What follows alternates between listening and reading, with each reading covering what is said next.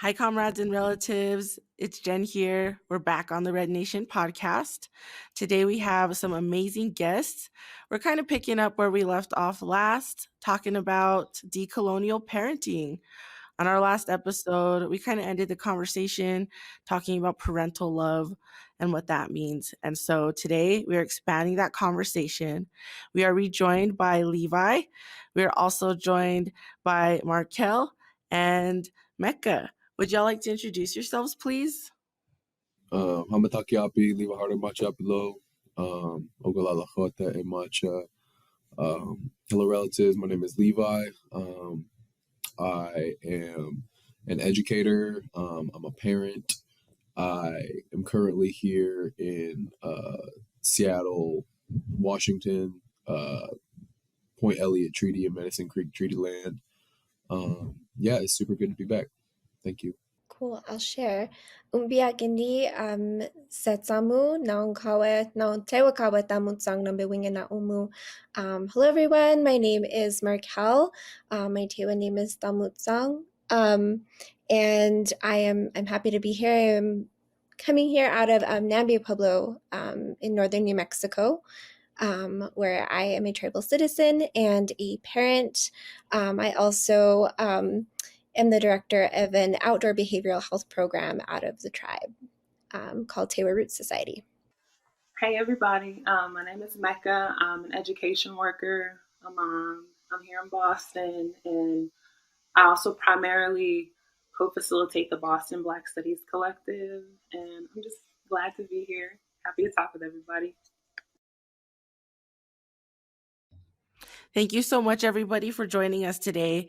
So, I am just so happy to be having this conversation with you all because you three in particular have taught me so much. Like, I remember coming across your posts on Instagram, and sometimes I would just feel just hit in my soul, right? Because of the ways that you very bravely talked about liberation for children, right? The way you took so much time to consider the feelings, the needs, and the well-being of children. And this can be a tough conversation because it always gets to that point of kind of reflecting on your own childhood, which, thinking about what you might have been denied, what you might have experienced, and how that shaped you as you are. And I know that I was always, a little bit emotionally distraught sometimes coming across your content because it's beautiful and it also, puts us face to face with reality. And on the last episode, we were kind of ending saying that the well-being of children and the state that children are living in is a reflection of society at large. How the children are treated is going to say everything about the state of the world and our shortcomings as people and as relatives. And so I was just wondering if you all can speak to some of the thoughts that you've been having and how you got here, right? In the preliminary meeting, we've talked about what it means to organize with children, what it means to organize children, and, how do we treat children as comrades? But more importantly, how do we make space for children in organizing spaces?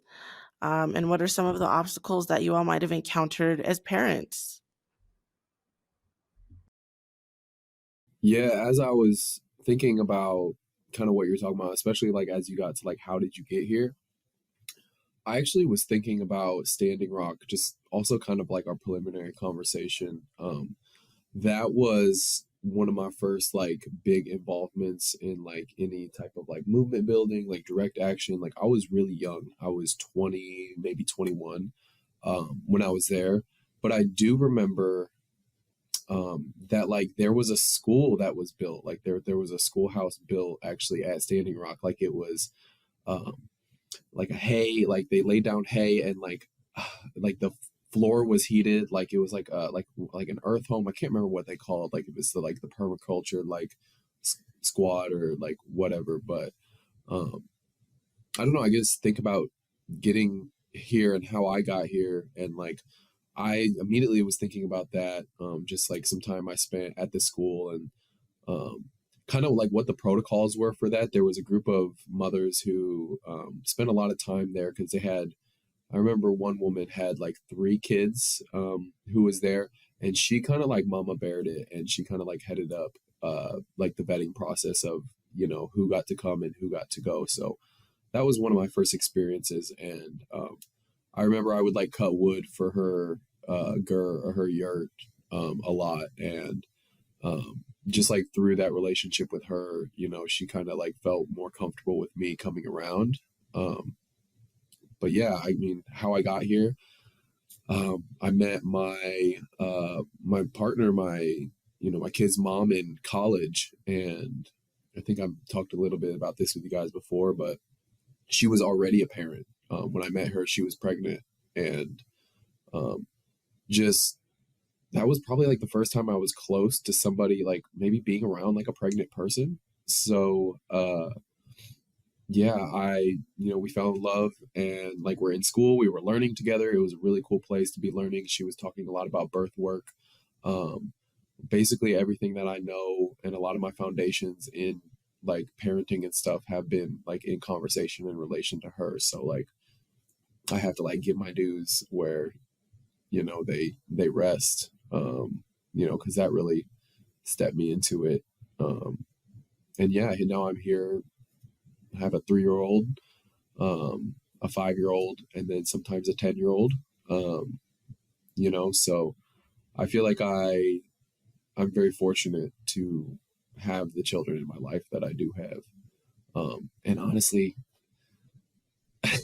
I don't know how I do it sometimes. Like, I don't know, I just like, kids are super humbling. Kids are super like, they have me realizing that like I'm always learning and I'm always trying to be better for them. As to echo just kind of what Maida said in the last episode that I really liked was like every single day we get to be a new parent. Like every single day we get to try to make up for the mistakes that we made previously or to learn something new. So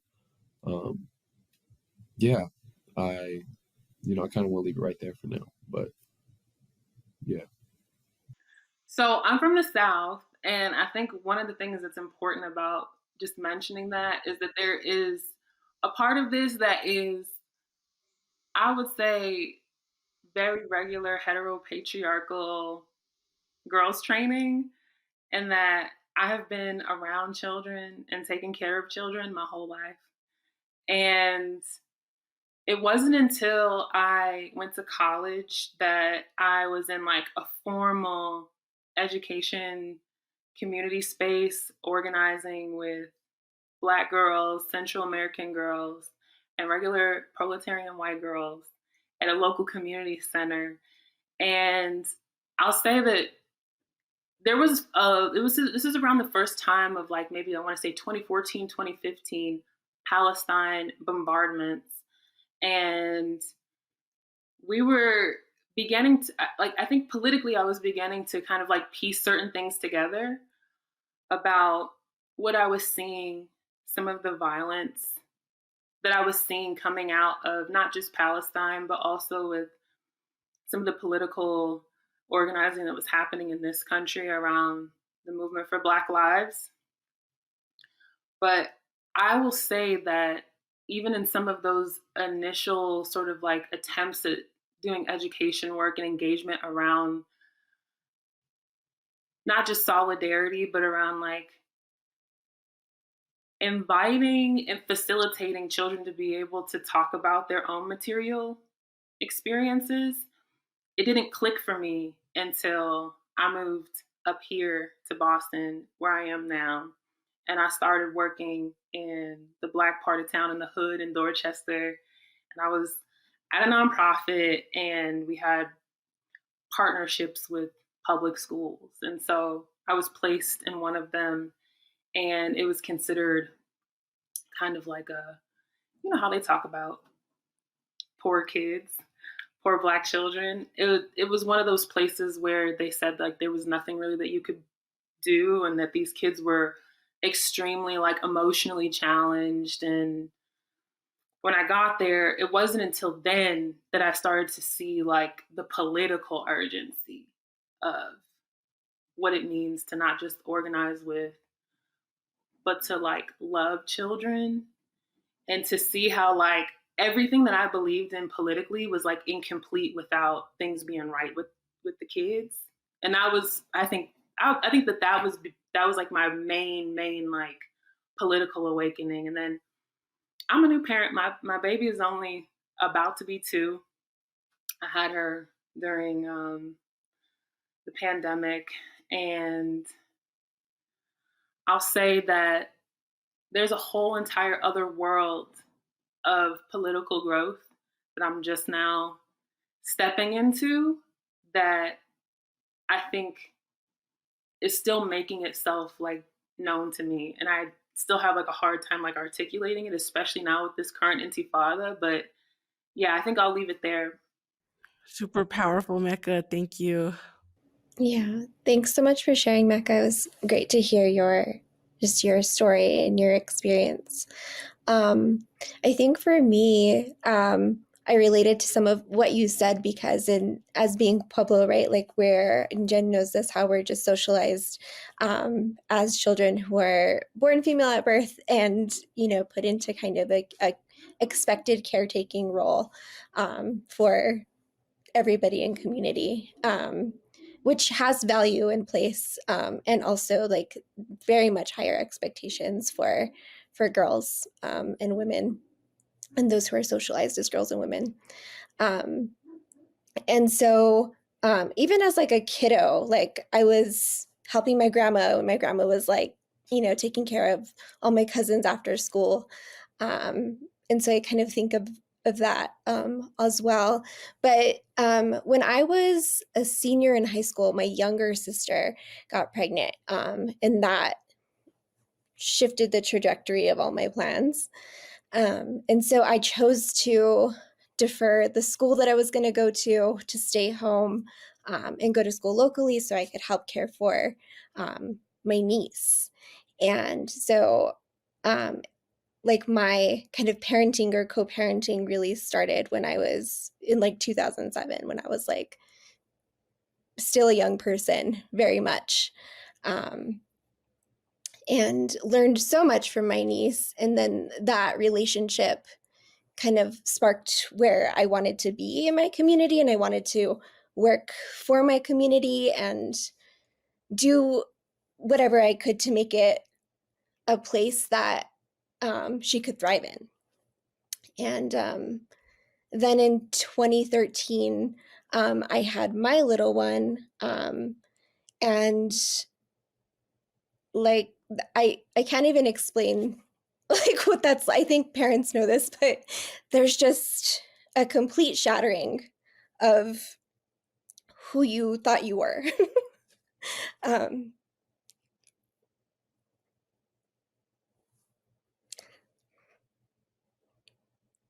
Sorry, I knew I was going to get emotional. I just didn't know when, but we're already starting there. And really like leaned into the responsibility of what it's like to guide and protect this being, that came here for a purpose. And my kiddo's father also had an older one who was 7 at the time. So it's really wild now. My niece is 16 and like driving and has a job. And that 7-year-old, my kiddo's older sister, is in college and just turned 19 last week. And my little one is 10 and like snowboarding now. And like I get to like see these like amazing people grow and all these different versions of them. And like I'm 34, like I'm still like young in my learning, in my lifetime learning as it is, but they've given me so much and have really called me to interrogate how I'm socialized and all of like my learning and unlearning that I have to do. Lordy, I'm about to cry too. Like, I mean, what you're saying has me thinking about a whole lot of things. I I think one place I wanted to go with all of you is like many of us, and I know you all have talked about like, addressing your inner child or addressing maybe the wounds you have from your upbringing as a necessary part of being a good parent, right? And that being part of the really hard work that it takes to raise caring and responsible beings, or to just be in relation with anybody, relation with your peers, your children. And I guess I kind of want to get into that conversation about the work and the very hard internal work it takes to dismantle that power imbalance that, colonial society says must necessarily exist between parent and child. Because, that is the root of so much, not just, imbalance and literal material violence, but it's literally, I think it serves to dismantle like the core relationships of life and of the human experience, right? Like, when children, right, are seen as subhuman, what kind of world could we possibly build from that?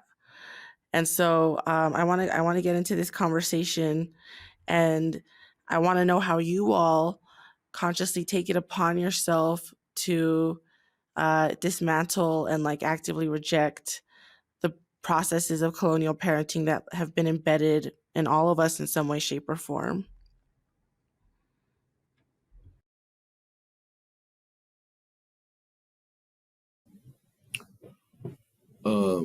I could start just because I don't know. I was thinking a lot about like, thank you for sharing, Marquel. Like, I guess as I'm thinking, I feel like I am like, it's just hard because like I was somebody that when I was younger, like I didn't have a bunch of like I was the oldest that had been born on my mom's side. I think my cousin who's older than me is like maybe 14 years older than I am. So I was the first baby in a while. And there was a bunch of babies that came after me. My cousin was a year after me. My brother was a year after that. Um, then a couple other cousins. It just seemed like boom, boom, boom, boom, boom. So like growing up, I was definitely the oldest, and uh, I don't know, just hearing you both talk about like how you socialized to be like a child giver, like I don't think I was, like at least in the same regard. But I remember like when people would make comments about like, oh, you're so good with kids, like, because I've heard that my whole life too, like how good with kids I am.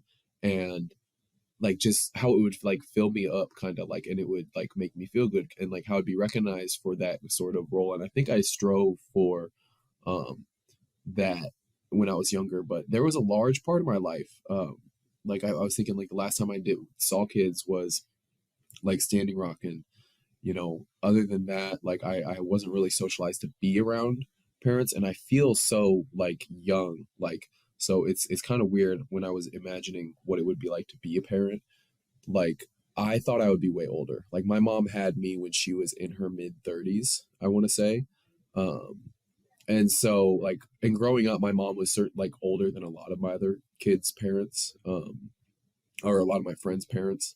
So I just had this image, and when I did meet somebody who had already had kids, and I did like fall in love with her, and um yeah, it just like it like opened the door. Oh, we lost Markel. Oh, sick, let's go. um yeah, it just like opened the door for these like relationships like that I had and that I was natural to, like just being a good, like just being good with kids, whatever that means. Like, and I don't even, and it's funny now because I really feel like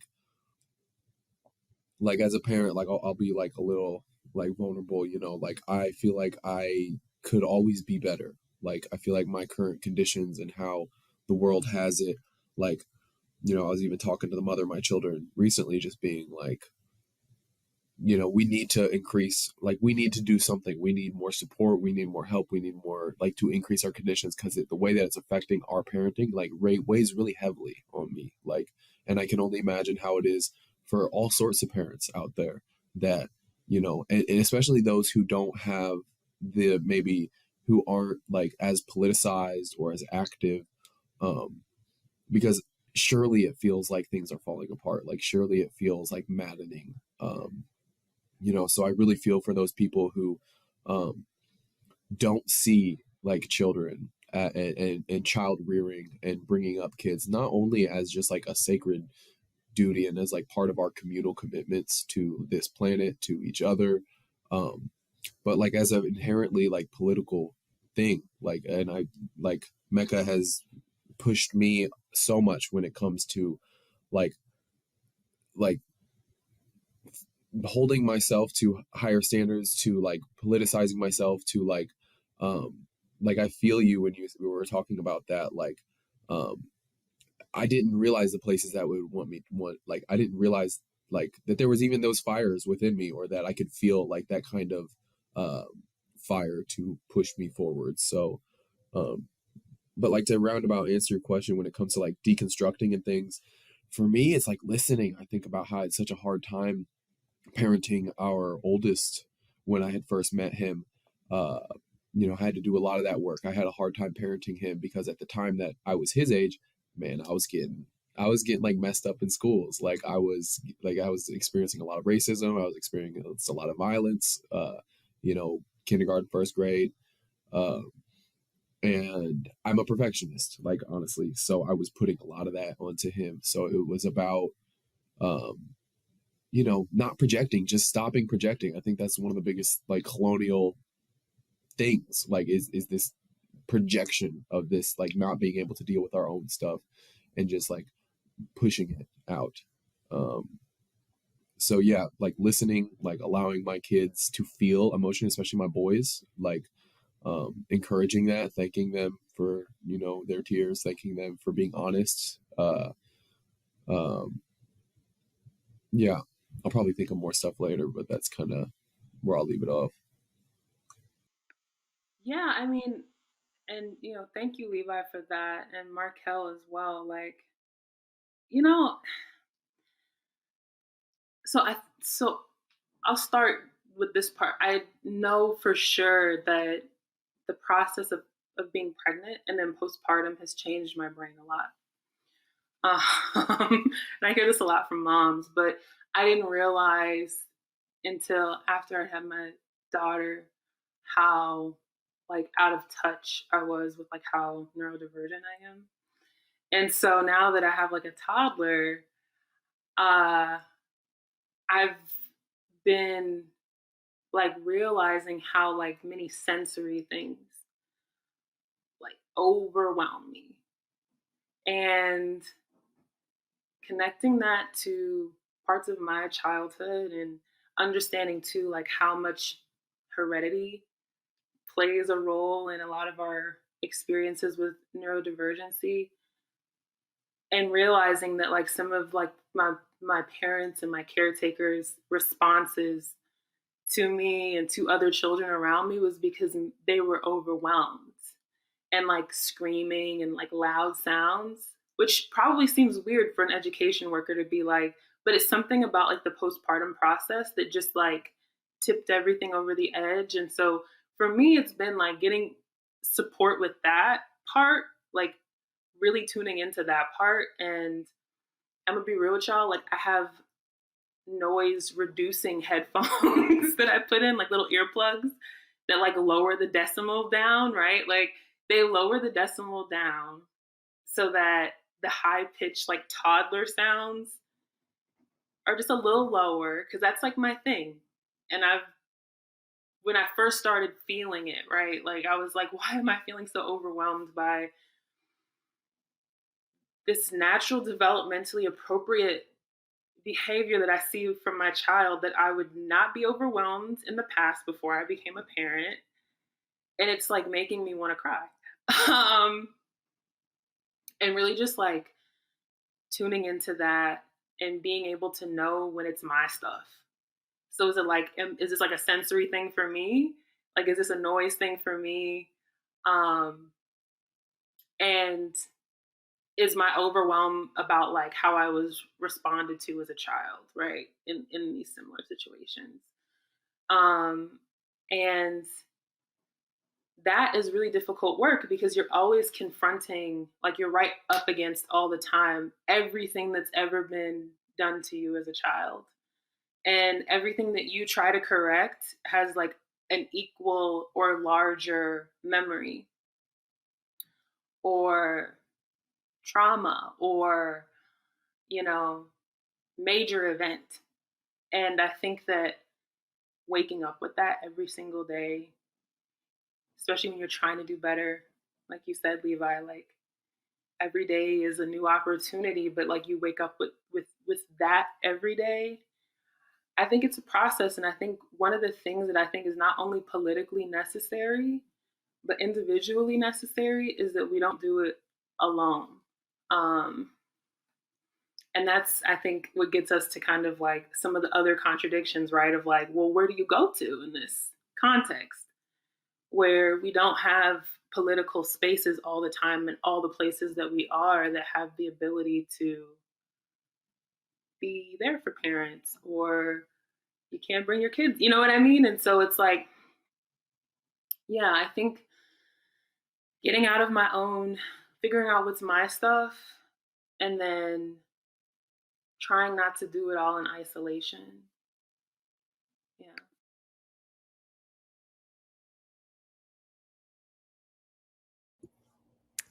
I related so much to all of that, Mekha, and that experience. I like had been in therapy also since I was like 18, like checked myself into when my niece was a baby. And so I'd been like in therapy for over a decade of my life, but had to do some really intentional work when my little one was real small, for sure. And then got like an ADHD diagnosis when I was like 30, which clicked and made all the sense for me. But had the same experience of having to be like, this is definitely my stuff. What is coming up for me, and how do I resource myself to be able to show up for this person who's doing all the normal things that they should be doing. And then like, yeah, and I did the same kind of like thinking back and like looking at my, generations of the people who raised me, and recognizing neurodivergence in them. And also it allowed me like the capacity to have more compassion, I think, and forgiveness. Yeah, for the thing, or for how I was raised, in recognizing that they didn't have the resources or supports that I had access to at this day and time, or even just like materially like having access to, and how that's the reality for so many people, and especially like for workers and for people with many children, not having like the healthcare or the time or the mental health resources to be able to do that work. Like I recognize that at this point in my life, I was actually really lucky and privileged to even be able to do that. And I, at one point in my life, I changed work where I went into doing experiential education, and worked with a lot of kids and like many groups of kids, at different areas in their life, and experiencing different things in their life. And so kind of the many tools, and reflections helped also in informing my parenting, but also my experience of parenting was informing my work. And so I learned a lot from my kiddo, and I credited my kiddo in my programming. And like, when they said something or did something, it made me think of something that applied to the experience of other children, and myself. But yeah, I mean, they really like, being a parent is really just this continued opportunity of reflection, like day in and day out. And if you're if you don't like that or you're not willing to do that, that can be incredibly difficult. It is difficult even if you're willing and want to do it.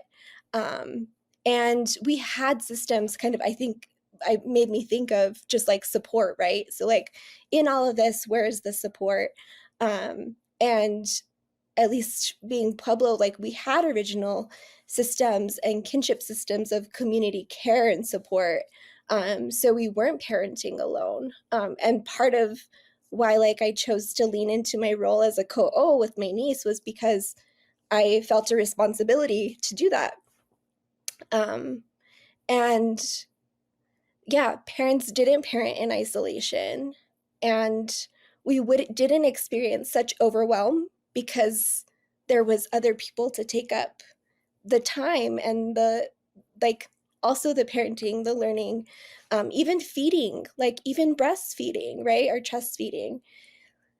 That could be a shared experience. It didn't always have to be one singular person, like a sister or a grandma might even feed a child. And so then the mom could get some rest for some time. And we weren't running on 2 hours of sleep and expected to do that continuously for months on end. So I just think of, yeah, just like the systems that we have to navigate at this time, they're not conducive to healthy communities, to healthy families, to healthy, parents, and they don't center the needs of children. Right. And like, thank you so much again, all of you, for articulating these things so beautifully, because I just know that this is what you all are sharing again is something that is going to mean so much for other people to hear. I think it's going to be incredibly validating for parents everywhere. And I just commend you all for doing this hard work for yourselves, for your children, and for the sake of the world, because that is the power that parents have. They shape the world in such a specific way in the relationships they build with their children. And, parenting in general, right? Not just in terms of biological reproduction, but caretaking in general holds this power. And I wanted to talk a little bit about kind of going back to these conversations about, kind of taking it here where we don't have the material conditions in place to raise families in a productive and life-affirming way the way we used to. This is one of the things that capitalism and white supremacy and heteropatriarchy has robbed us of.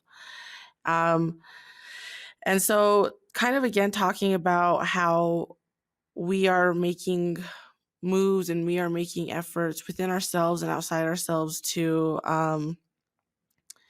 undo these colonial relations, which are based in physical violence, which are based in sexual violence, these cyclical processes. I feel like I've said this many times on this podcast, but many Indigenous feminist scholars remind us that sexual violence was used as a tool of conquest and genocide for a very specific reason, because of its power to persist over generations, because of its power to dissolve kinship structures, because of its power to erode the self, a sense of personhood, right? Because of the long-lasting dehumanizing effects that literally get passed on.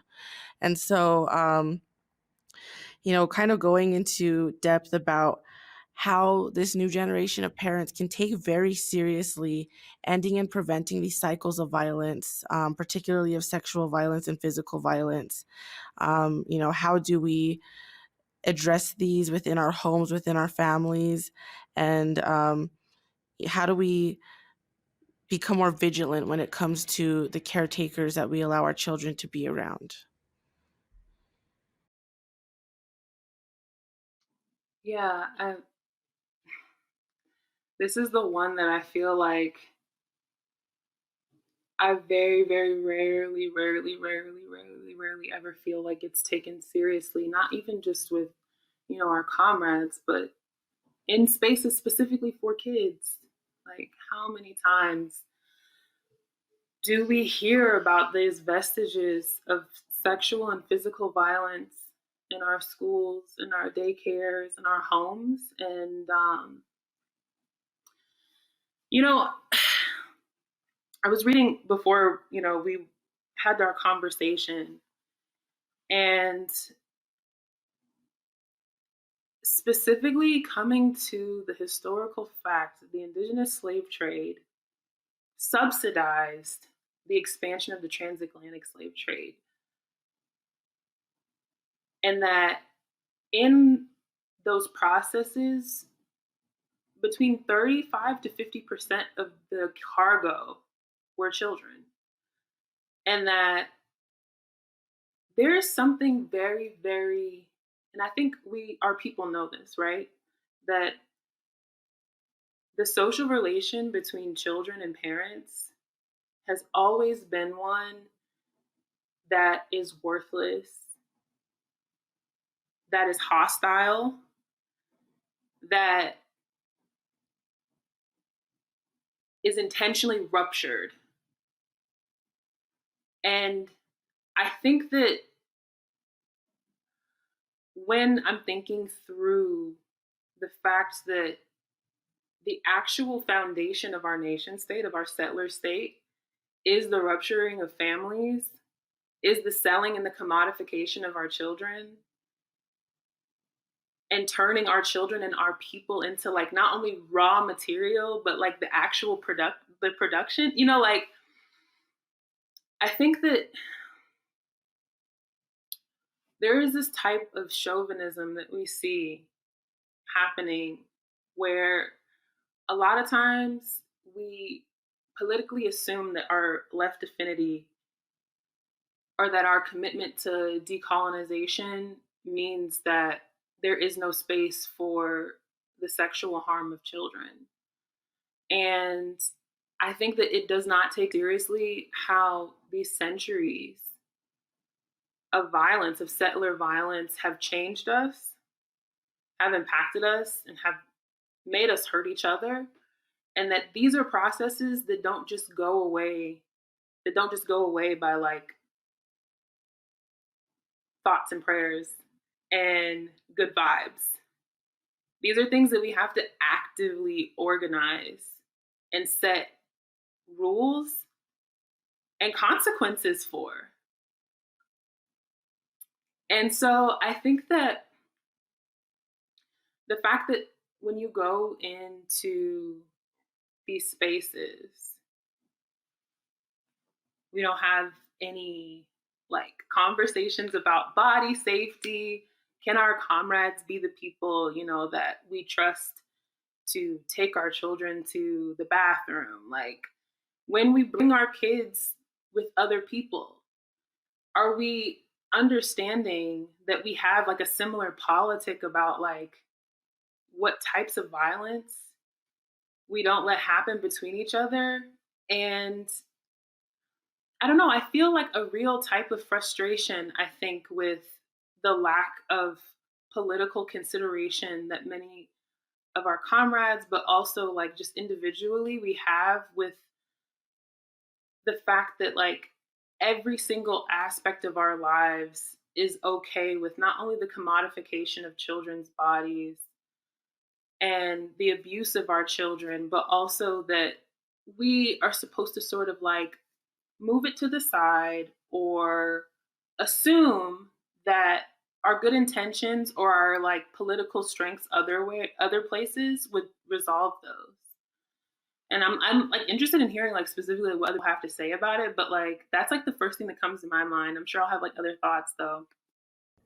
Sorry, my unmute button was not unmuting.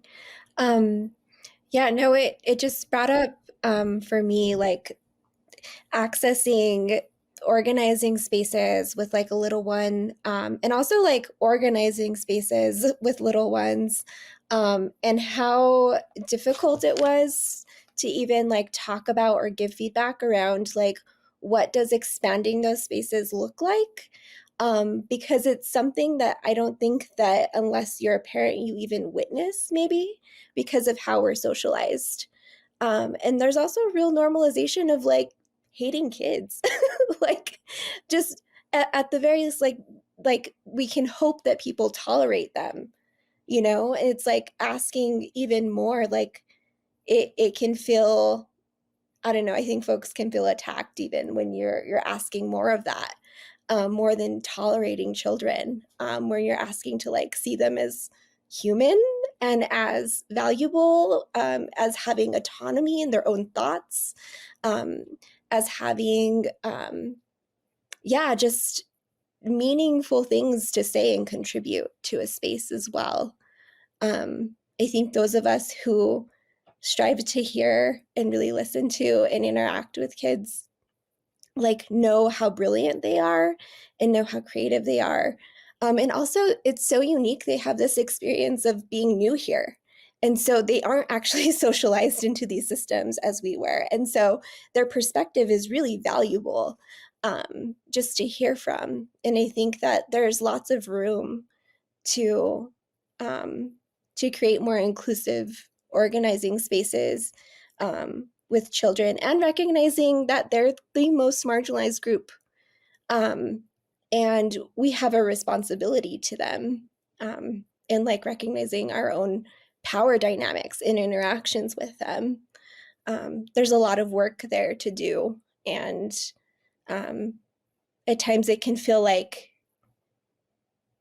sometimes felt like I was early in feeling that way. Like the rest weren't quite ready to hear that. And if I shared it, it wasn't always well received. And so I think just like being, like an ally of children requires us to go against those social contracts that we made with patriarchy and white supremacy, and do some advocacy like within our organizing work for them. And it also makes you not well liked, and like dealing with not being well liked can be a thing, whenever you're kind of advocating for, or just like calling to notice alignment or misalignment with values, right? Like we can look to our organizing spaces and those values and be like, hey, does this thing that we're doing align with this principle or not? Are we being principled in our actions when we're doing this? And that's, I feel like, the step forward and kind of how we get there. But that's not to say that there won't be resistance to that even. Well, I timestamped that. I would take your timestamps, by the way, for all of you, for the featured clips, because it's just fire on fire. So thank you so much. Go ahead, Levi. Damn, I'm glad, or darn. Yeah, I'm glad. There was so much to glean from these. So I started taking notes. So something that Mekha was talking about, and I don't remember the prompt anymore, but I don't need it. Just about like, not only in organizational spaces, like is there a real understanding and a real ability to grapple with what it means to create safe spaces for children, to create safe spaces for parents, and to have the training. Like, it's not just, like you said, like toss in some like ragged room with colors and crowns, because like that's not what I do as a parent. Like, that's not what I expect from my comrades to, like, to see kids as human. Like, Jen, like, I've been quoting you a lot this week when you talk about, like, well, do most men really see women as human beings? And it's like, well, do most people see children as human beings? Like, because I don't know, I just, like, especially like what you were talking about, like educational spaces, like, because I'm an educator, I teach in a public school. I hear the wildest things, like, from like stories, and I don't want to, but like I was in conversation with a cheerleading coach who was like, yeah, it's really sad. Like, I have cheerleaders who, like, we have to go out and look into the stands and check for them to see if like one of their abusers or somebody who like had like assaulted them is in the stands, and if they're out there, those girls cannot go out and cheat. Like these are children, like these are, you know, like, and they are, and she's like, I see them get traumatized, I see them get like lock up and freeze, and you know, and she's like, it's incredibly hard that like even at our schools, like you know, public schools, like I'm sure this doesn't just extend to here, but all across like the Imperial Core in the United States, where it's like there are no consequences for the people who perpetuate this kind of stuff. Like they get to walk around campus, they get to exist in these spaces, and like what does that like? That's the type of socialization that we're pushing back against. Like that's the type of stuff that we have to be. So, and it will not make you liked, and it's really hard to, as like a recovering people pleaser, like it's incredibly hard to make advocacy for those kind of things and to be liked, and to know that you're, you know, going to have the boat rocked. You know, because I think about like, I don't know why I'm thinking so much about Standing Rock, but that was the first place that I saw what I feel like is true kind of accountability, and it was only scratching the surface. Like there was an instance where, you know, we were at Standing Rock, and the nearest by hotel, like I can't remember, I think it was Prairie Winds or Prairie Nights Casino or whatever, was where people would go and shower and be able to like get out of camp life for a night or whatever. And there was an instance where these two young women had said that these guys had like gotten to bed without their consent, like, and like I'm not sure what had happened, but there was enough talk so where when those guys came back into camp, I remember we were with security, and one of those guys, you know, I won't name him, but he was like, if you watch any of the Standing Rock videos, you see this dude a lot. He was a Taino, and like he was from Puerto Rico, but he was like one of the main security dudes that had been around since I was there. And so they had told me what was happening, and they asked if I would come, and I said yes, because I knew one of the younger girls. And we got there, and these guys come up, and you know, there's like maybe 5 or 6, 7 men other than me, and then these two guys that had come up, and then the two girls, and they basically like grilled them. They grilled them. They said, before you come back into this camp, like, is this true? Like, did you lay down in a bed without being invited in? Did you lay down in a bed without being invited in? And like one of the guys, he was like, look, I'm sorry. He's like, I did do this. Like he really, like he leaned into it. He got on his knees, and one of the girls like cut his hair off, like cut his ponytail off. The other dude was just like, no, like, you know, rah, rah, rah. Like he was all like this. And then I remember this dude, like he was just like trying to get out of it. Like I think he was lying. But, and then I remember this dude, he like looked at him, and he's like looking at him for a long time. And then he looks back at one of the girls, and he's like, did he do these things to you? And then she was like, yeah. And everyone just beat the fuck out, or everyone just beat him, like, you know, like beat him, like, and when they got done, like this girl like cut the top of his hair like off, like cut his ponytail off, like, you know, and like when I think about like what it means to be accountable in these spaces, like when I think about like the consequences for these kind of actions, like for us as Lakota, like a lot of that is exile. Like a lot of it is to be exiled out of a community is like a death sentence, essentially, you know? And like, I don't know if people are ready for that, because we kill all these other people in America. Like America loves the death penalty. America loves their, you know, except for the people who we was doing it. But when we did it, like we're savage. When we was exercising our abilities to exile, like you know what I'm saying? Like, and not to say there probably weren't instances where stuff had happened, and you know what I'm saying, but yeah. And I think about that and how that really, you know, I moved to a city not long after that. I moved to a city where people were talking about, you know, oh, so-and-so is an abuser, and so-and-so, like that you going in these bar scenes. I was real young. I was like 21 or whatever.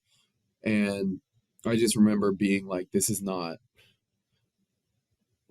how we did it, at Standing Rock. And I know there probably was a lot of instances there too where things did not get handled like that, you know. But I feel like I was fortunate to be able to see something be handled like that. And I was young. I was 20. I wasn't even 21, you know. I was like barely a man. But I think about that a lot and what that would look like, and and that we didn't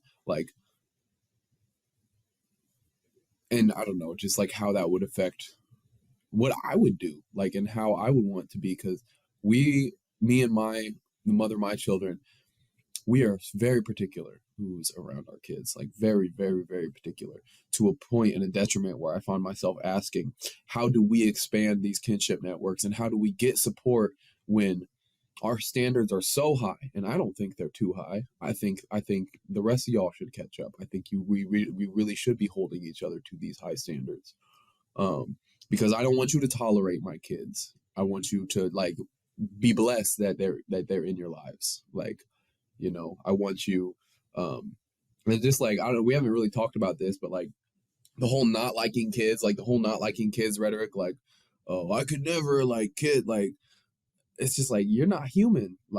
Not liking children, or not liking puppies, or not liking the youth, what was crushed in you so to where that you are that you reject that. Levi, this part of accountability that I think is interesting is that, especially in our more formal spaces, as education workers, they'll have unions to protect teachers. But if something happens in a school and either an adult or somebody else, whether it be a student or an adult, but specifically when it's adults, harm children, where is the response?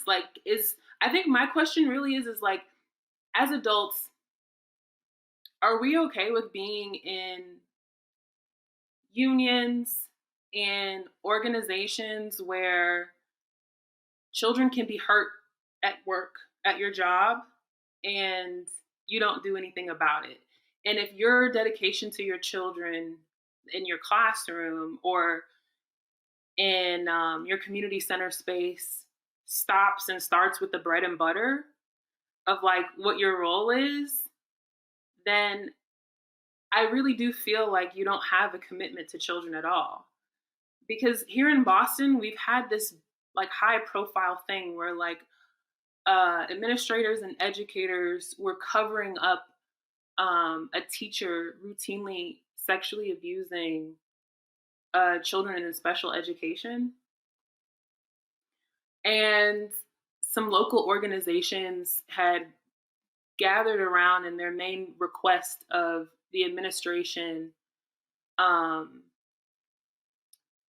was sex ed. Right.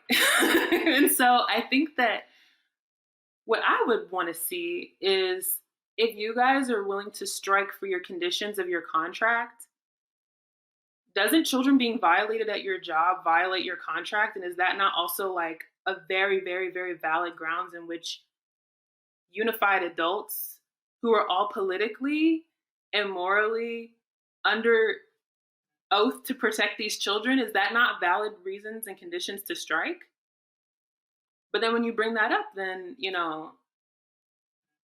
again, it's back to the whole, any sort of thing that you put around the primacy of children being protected, immediately you're met with hostility. And I think that when I'm also thinking about the fact that we so very rarely ever see any small amount of justice come, whether it be from the state or whether it be through some of these fraudulent restorative justice processes that people like to put up. And so I think that if this is our political goal to materially secure children's safety and their humanity, then we have to begin to rethink this and be like very serious about there being consequences and what our political lines are for that. Just real quick, you had posted that clip of those IDF soldiers like in the classroom, and they were like doing the mocking, they were doing the mockery of like doing some lesson, and the class was blown to bits, and there was another soldier in the back. And I remember your caption because I was like, this is so true. Like restorative justice hive, like people, like, is this a tier 2 or a tier 3 harm circle? Like, what is the proposed talking piece for this kind of harm that has been proposed? Like, and it's real because like when we talk about these things like restorative justice, like it's so funny because they will have people who have like been trained in Native American ways, Native American circle like talking ways, where at our school in the Pacific Northwest, like they will try to use like Native American circle talking practices to restore this harm. But it's like, how do you reconcile with a state like that that's like genocidal and that is openly mocking you, openly dehumanizing you, openly killing children, openly disregarding children? Like, we talked a little bit on the last pod about we're in these times of prophecies right now where a lot of the indigenous prophecies, a lot of end of time prophecies talk about the disregard for kids. So it's like what how do we reconcile with the state? How do we reconcile with an educational institution? How do we reconcile with I don't want to put people in our own community in the same categories of that, but to some extent, like people in our own communities who have committed egregious harms, who have committed things, and especially when we know like the norm has been to just like either a slap on the wrist or just a turning of like just not looking at it, like but yeah, the restorative, like, is this a tier 2 or a tier 3 harm? Like that killed me because I'm just like, yeah. This is where I was hoping the conversation would go, right? Like, really pushing back against, right, like liberal notions of justice, right? And I love telling the story that you just told about what happened at Standing Rock when people are like, Jen, what is restorative justice to you? And I'm like, this is a very mild example, actually. And I tell the story from Standing Rock. And I'm like, there were far more brutal examples if you want to talk about what we did in terms of like decolonial justice. I often think about what would it be like if the rapists and the pedophiles were exiled instead of the people who call them out? What if the rapists and the pedophiles weren't in positions of leadership? Like, and it's a topsy-turvy world. That alone shows that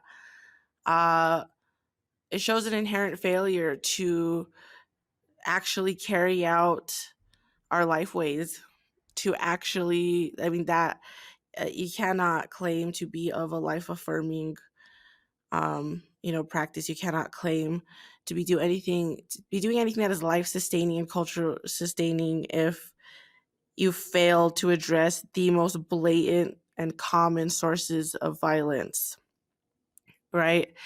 And it is always children who take the brunt of this. It's always children who take the brunt of this violence. We collectively fail children, which is what y'all have been reiterating throughout this podcast. It is a collective failure. And as much as I believe in individual accountability, it's a collective burden that we share as adults, everyone who's an adult.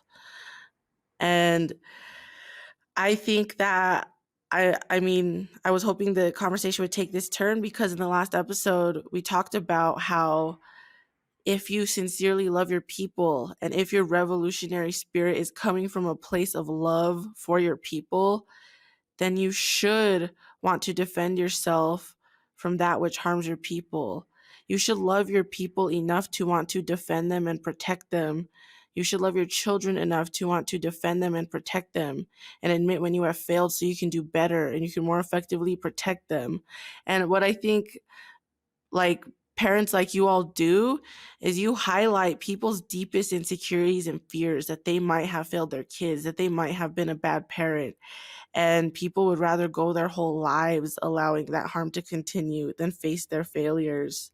And so that's why I think this is what I'm talking about when I use the term decolonial parenting. The hard part of it, right? Decolonization is not a metaphor. And so when we're talking about decolonizing parenting, it is requiring you to reach deep inside and address those things. And so this fierceness that comes about, this anger and this want to defend and protect, I think that is exactly the spirit of decolonial love. That's the spirit of decolonization in general, especially when it comes to defending children, to defending a generation. And so I kind of wanted us to wrap up this conversation thinking about that and thinking about that fierceness that is required to be true to your principles when it comes to decolonial parenting, whether or not you have biological children of your own or not. It made me like initially think of also just like COVID. And I do a lot of COVID mitigation. That was my role at a former national organization, and learned how to do a lot of learning around disability justice, which I was practicing but didn't have the words for, didn't quite understand the ways that I was.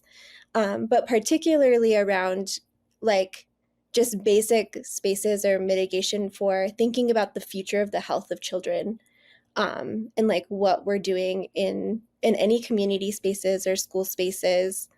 And like those simple acts of like putting in air purifiers or wearing a mask or having like protocols in place, like it's so hard to even get simple things like that into organizing spaces, and it's met with such resistance. Also, people have, myself included, have done workshops, we've had call-ins, we've done all the things and presented the science and whatnot, and I think that we have to get really serious about it. Like, if we're not willing to do these really simple things and make these really simple changes, this is what became so apparent to me, that there was such a lack of like praxis. Like there was such a lack of like, just you tell me that these are your principles, but I don't see it.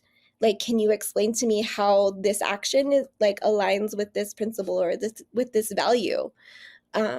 Because to me, it seems so clear, and that might be because I'm neurodivergent. I don't know. I don't know if that's the neurodivergence within us or what that comes up as a parent after you've been like overwhelmed and these things feel more clear to you. But yeah, it seems almost like, and I don't want to knock the effort, and also sometimes feels laughable to me of like, what, like we're trying to explain like to go so hard and do all of these things, like, do you know how difficult like actually putting these things into place is? And if we can't organize to do the very basic stuff and to like be good to one another and to like center the needs of like our kids and those who are disabled, then like we aren't getting anywhere. Our people survived because they already had community responses and they already learned from experiences. That's how they survived and thrived in harsh conditions in the Southwest, like thinking of my people in particular. And also in terms of like just abuse and violence, we wouldn't have gotten to where we were if we had the level of violence that we're experiencing now, because people would be traumatized and they wouldn't be able to actually work together to like lean on each other to survive and farm and like get through all of the things. And so I'm just like, can we just look at that for a moment and like really think about it? What got them to where they were, right? Because there's a lot of learning in that. And then look at ourselves and be like, what are we willing or unwilling to do or give up? Or how are we not willing to concede in order to make the same sacrifices? And some of them are so minimal to me, in order to make sure that we're thinking about every action that we're thinking about the impact it has on the next generation, on the current children. what are they going to think of us in 10 years? Like, they're going to hold us to account, and we should be thinking about that right now. Exactly. I think everyone should always be concerned with what the generation after is going to think of them. Like, really all that matters is what the young people think of me, because that is going to be the greatest indicator of the mark I left on the world. I think a lot of people tend to care more what elders think of them. And of course, we love our elders and they provide infinite wisdom and care. But it is the young people who will live with the results of our actions. And we are quite literally to blame. I think it's very bizarre when people talk about children as if they should already be self-sustaining, as if they're not calling themselves out for an inherent failure to shape or mold or to provide any guidance at all to a child. Not necessarily shape or mold, but to provide guidance or just simple care, right? That's the responsibility of adults everywhere, right? And if that's asking too much, if someone takes that as an outlandish request, that only speaks to like a deeply devastating loss of humanity. Like, to be burdened by the act of caring for a child, when caring for a child is a gift.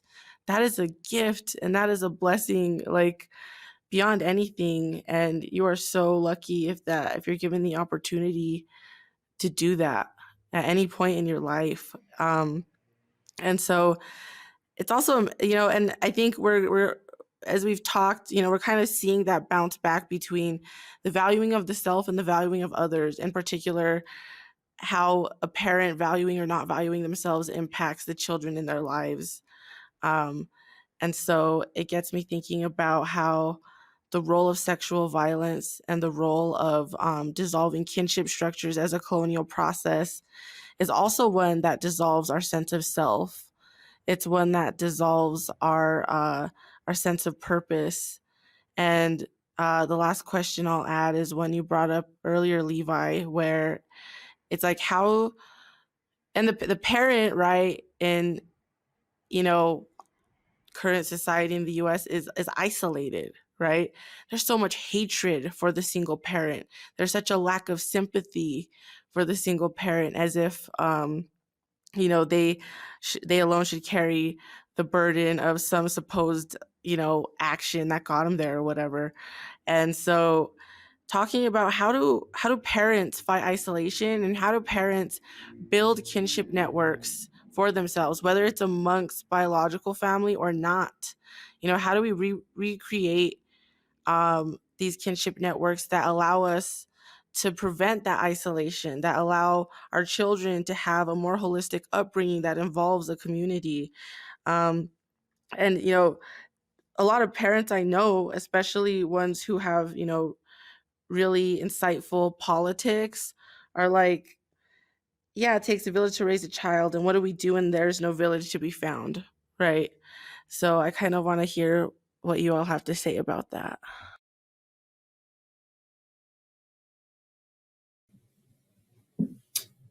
So yeah, like there's a disdain for like a single parent, and I want to like clarify on that a little bit, because like I have a very because I am with my kids a lot. Me and my kid's mother are currently not living together, and I just want to like add in there that it's like I don't feel disdained as like a single dad. I think a lot of that is like misogyny. I think a lot of like the disdain for the single parent is like a disdain for a single mother. Like there's like this idea that they didn't do the things, or they couldn't keep the man, or they couldn't whatever, like it's their fault that they're like this. And that it's like it's simultaneous like with the way that people like we disregard kids, like, and akin to like how we disregard elders too, because they're not seen as productive to society. We live in a society where you have to produce or consume to have some sort of inherent value. And yeah, but like when I'm out in spaces, and I don't want to say that like single fathers aren't disdained as well.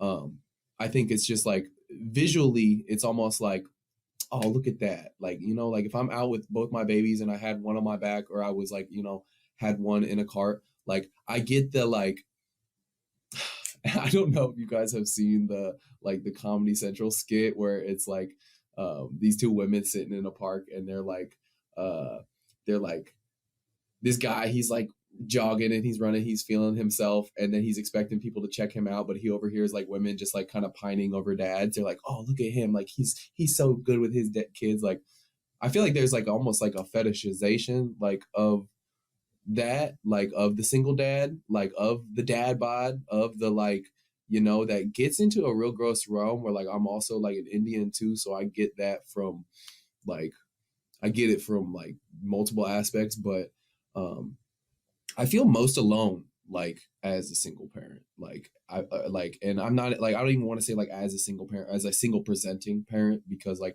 I do share the responsibility of, you know, taking care of my kids with their mother as well.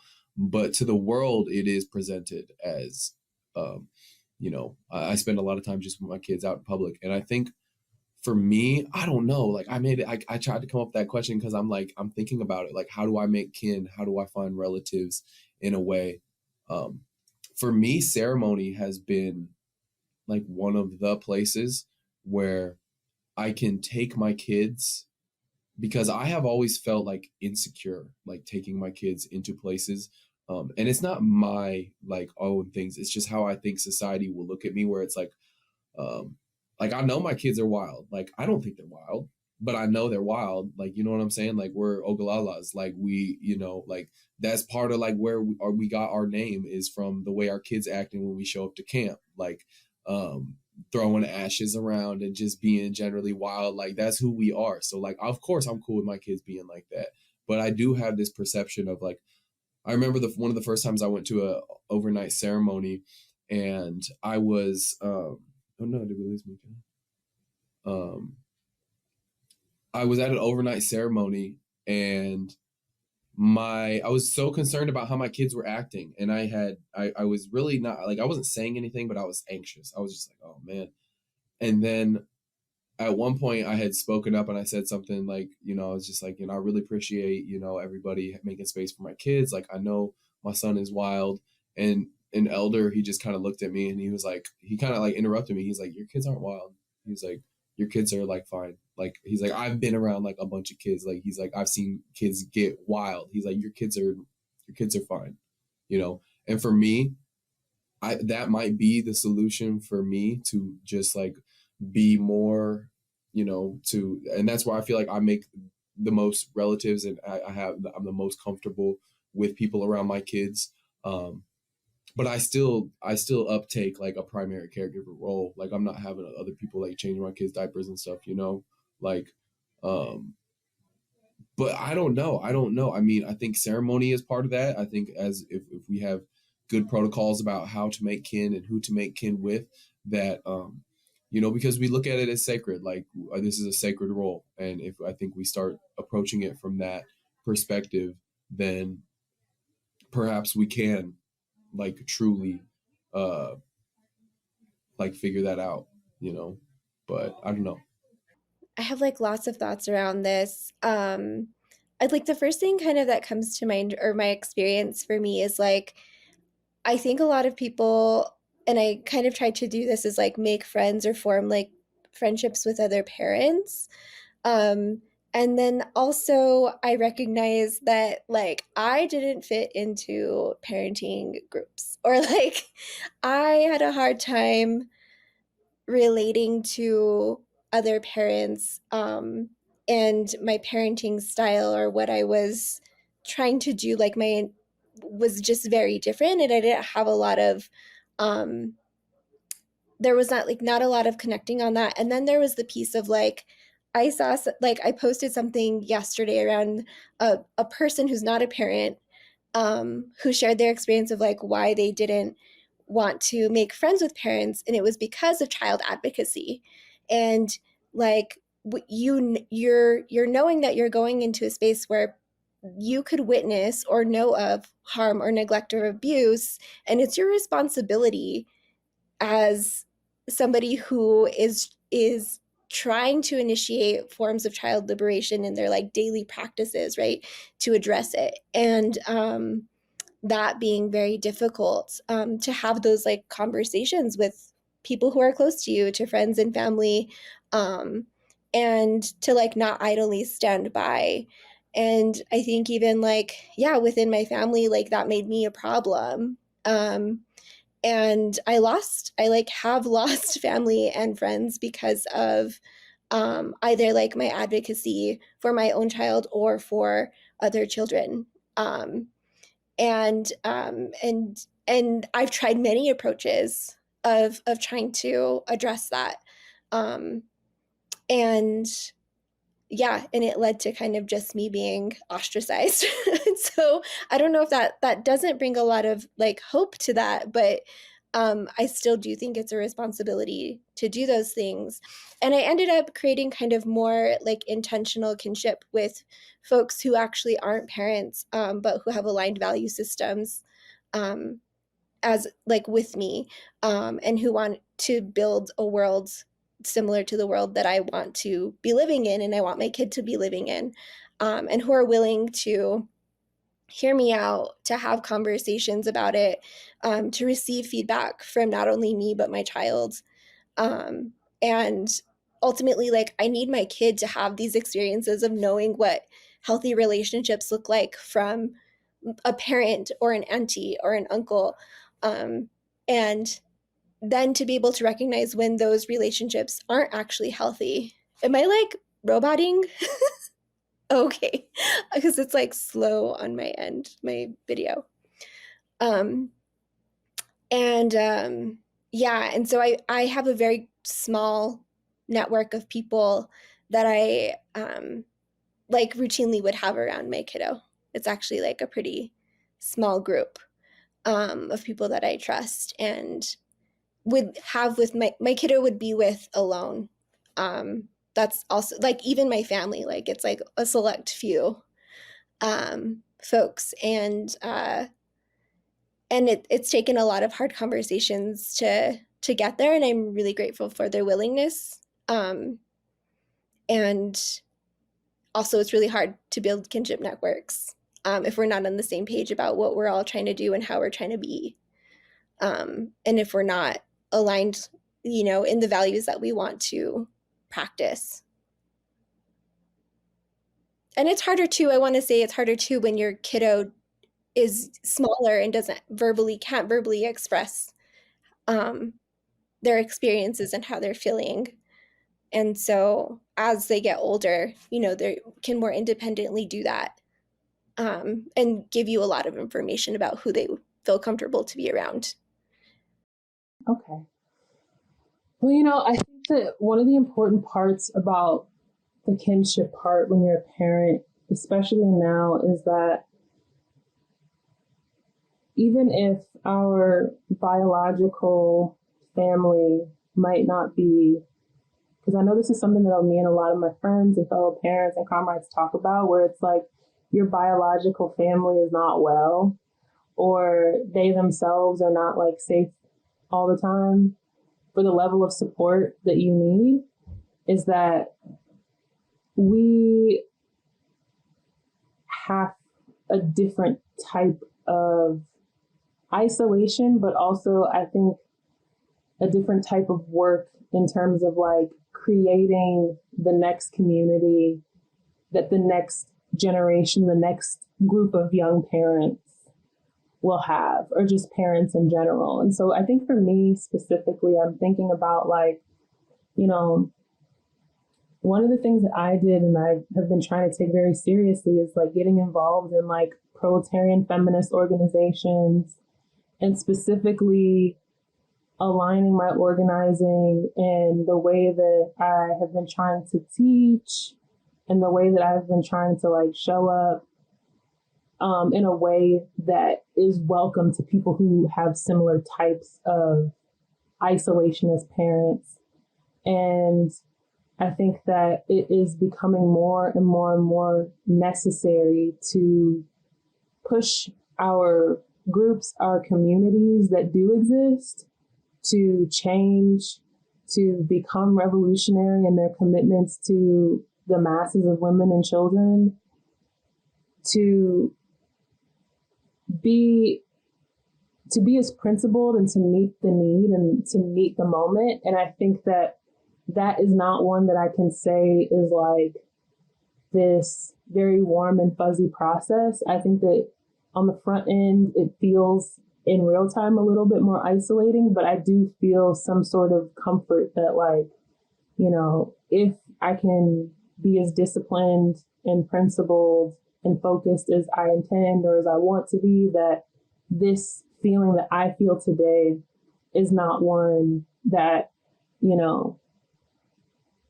moms in a few years, next year, 5 years, and even, you know, our kids' generations, if they do decide to parent, will feel, because at some level there will be something in place for them, even if it's a pre-existing organization now has the actual like structure to let parents and let children see their revolutionary potential materialize. And so, yeah, I think that that's the other thing. And I think that, you know, individually, I think that the thing that I've been focusing the most on is that this is very scary, but I feel like it has to be done anyway. And that because I'm always pushing up against some of that like training and socialization that says that everything that you do that is worthwhile should come naturally to you the same way that like other things do. I think that because things are so unprecedented, I feel like a lot of times I feel this level of like, not retreat, but like I feel this level of like, this isn't coming easy. This is really, really difficult.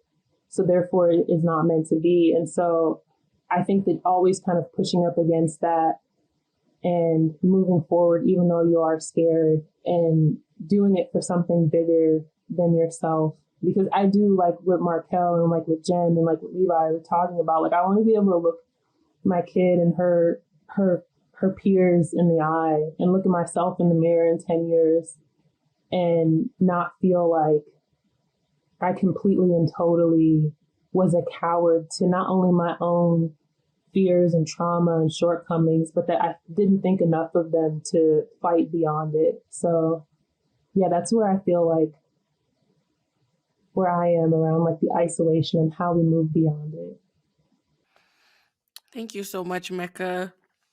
I think that's a beautiful place to finish off. I know that's going to leave our listeners with a lot to think about and a lot to chew on, but hopefully, again, like it's very affirming, and I deeply appreciate you all for recording with us, for engaging in this time with us. Please take care of yourselves. I know it's a difficult conversation to have, but a very, very necessary one, and a very beautiful one too. So where can our listeners keep up with you all in your work? I just use Instagram, honestly. I've been trying to like put myself out there a little bit more, but at the moment I would say Instagram. I ain't got a LinkedIn. I don't have like no professional stuff, but Leviathan.disruptor of vibes. I hate that. But yeah, Leviathan at .disruptor of vibes on Instagram. And yeah. You can reach me at Marquel, Marquel, at tewarootsociety.com. So it's really long. And TEWAROOTSSOCIETY.com. Yeah, I've been trying to move off of like the social media vibe. And so I know that specifically the stuff that we're doing here in Boston is under the Boston Black Studies Collective.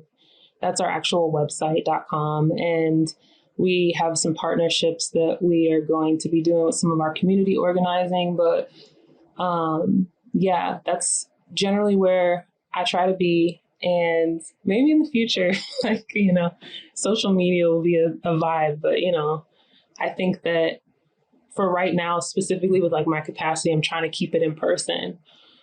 Yeah. Well, thank you so Ooh, much, also, everybody. Go ahead.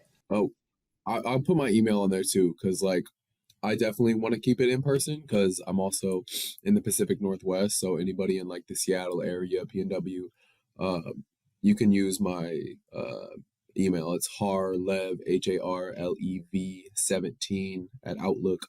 And yeah, that's the email. I do like a lot of educational stuff. So like, I don't know. I have some PDs that I've just been doing and working on. So like professional development. So like if anyone like wants a real Indian to come to their college and say some real Indian stuff, that's what I'm kind of working on now. So Sheesh. All right. Well, thank you so much, everybody. We'll be having links posted when we post this episode, so you can keep up with our wonderful guests. And again, stay tuned. We'll see you later, comrades.